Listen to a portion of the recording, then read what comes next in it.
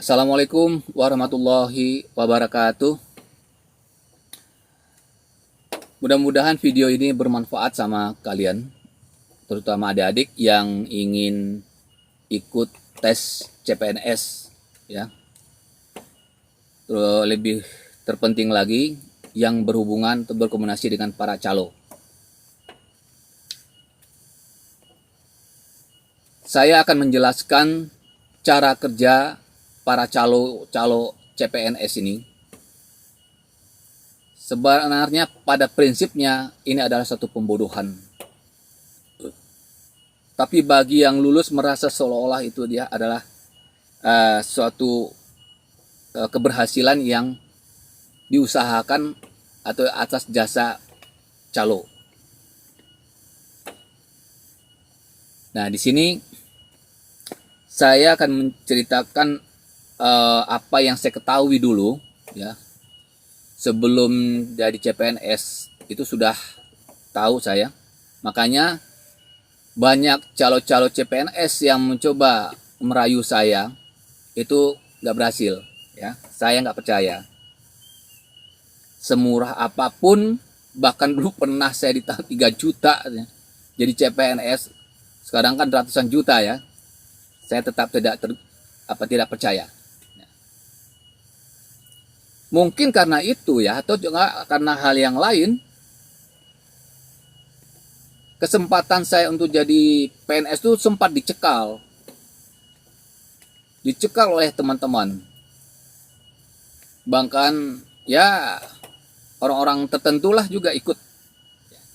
Saya nggak tahu alasannya itu apa. Mungkin karena segala-galanya itu hanya saya tetap percaya kepada Allah. Nah, akhirnya saya berjuang dan saya melawan pencekalan tersebut. Alhamdulillah, untuk angkatan saya waktu itu yang lulus saya sendiri. Itu aja intinya. Sehingga orang-orang teman-teman yang mencegal saya di panik. Karena kepanikannya itulah makanya saya sempat buat fitnah dan dilaporkan ke kepala dinas ke Pemda Kabupaten Sukabumi. Dan saya mendapatkan makian, ancaman.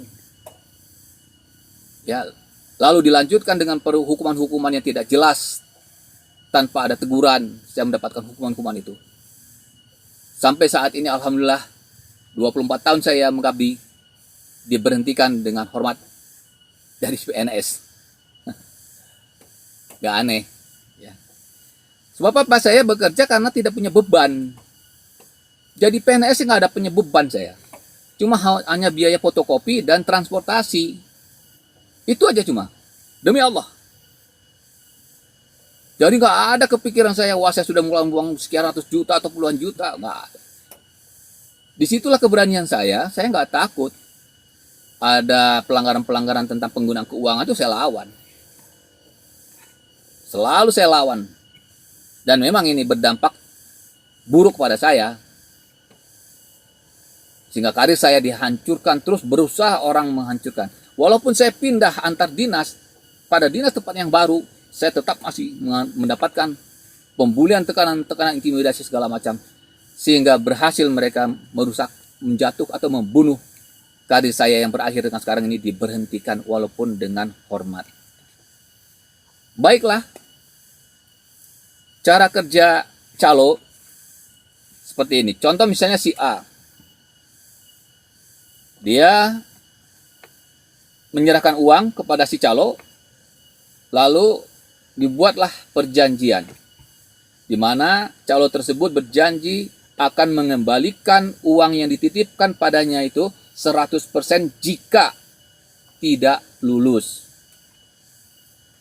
Nah, ini adalah satu trik ya untuk meyakinkan kepada para calon-calon korban supaya banyak yang mau, karena ada jaminan akan dikembalikan kalau tidak lulus 100% lagi. Anda bisa bayangkan itu? Saya yakin Anda juga percaya itu. Nah, setelah diterima, pasti dia akan mengatakan, Walaupun saya bisa menjamin atau membantu kamu untuk lulus menjadi CPNS, kamu harus belajar. Gitu. Karena ini perjuangannya berat. Berat bagi saya. Untuk meringankan, memudahkan, ya kamu harus belajar juga. Belajar keras kamu.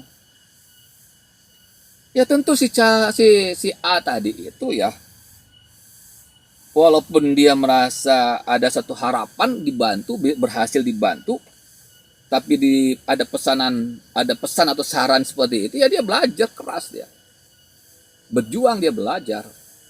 Yang lain gitu juga. Berapa orang misalnya yang bisa dia rekrut itu semuanya seperti itu. Nah,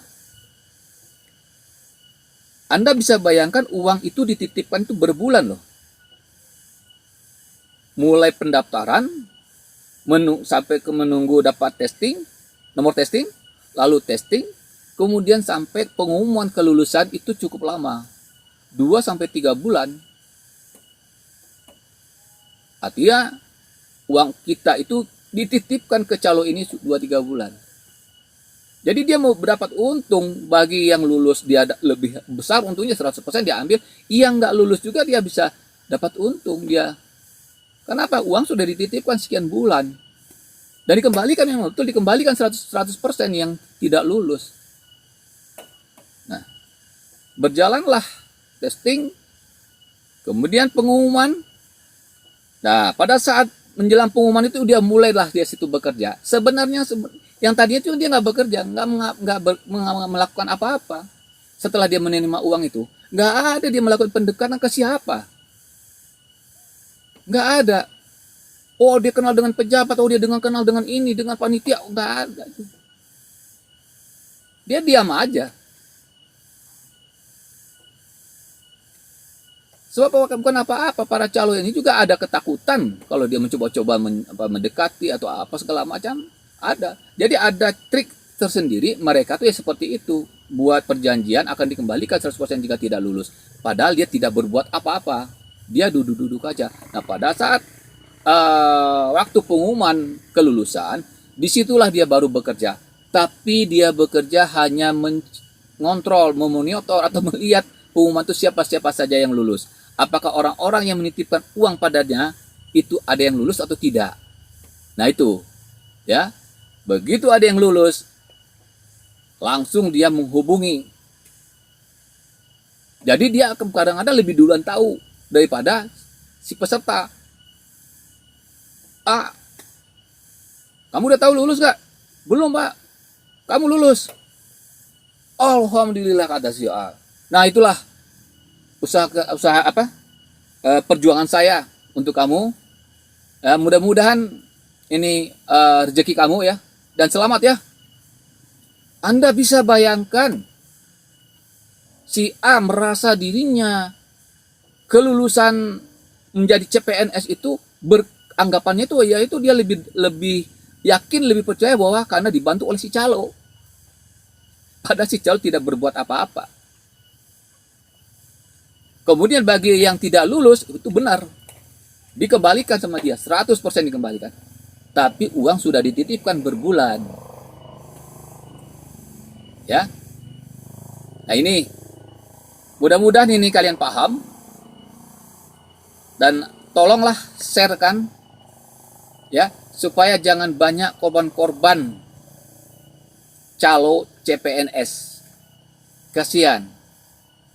Belum lagi nanti yang si A ini lulus, nitipin keluar uang sekian ratus juta, pada saat dia melaksanakan tugas, tentu dia akan berpikir bagaimana mengembalikan uang ini. Sekian tahun aku tidak mendapat gaji artinya. Kalaulah dia terima ratusan juta, menyerahkan uang ratusan juta, berarti dia sekian tahun atau 1 tahun atau 2 tahun dia tidak menerima gaji yang sebenarnya. Minum makannya justru dia dari orang tuanya lagi, atau usahanya lagi, punya usaha. Kalau punya usaha dia dari usaha. Yang jelas dia bekerja 2 tahun tanpa gaji, atau setahun lebih lah bisa tanpa gaji. Apakah ini bukan suatu pembodohan? Mudah-mudahan Anda mengerti. Tolong bagikan ya, tolong share supaya ini mudah-mudahan video ini sangat bermanfaat untuk kalian ya, yang terutama yang ingin jadi ASN ya, terutama yang jadi. Ya jelas memang seluruh Indonesia ini, pokoknya mungkin seluruh dunia lah, untuk menjadi pegawai pemerintah itu memang menjadi andalannya, menjadi harapan masyarakat ya, kebanyakan ya. Terima kasih. Assalamualaikum warahmatullahi wabarakatuh.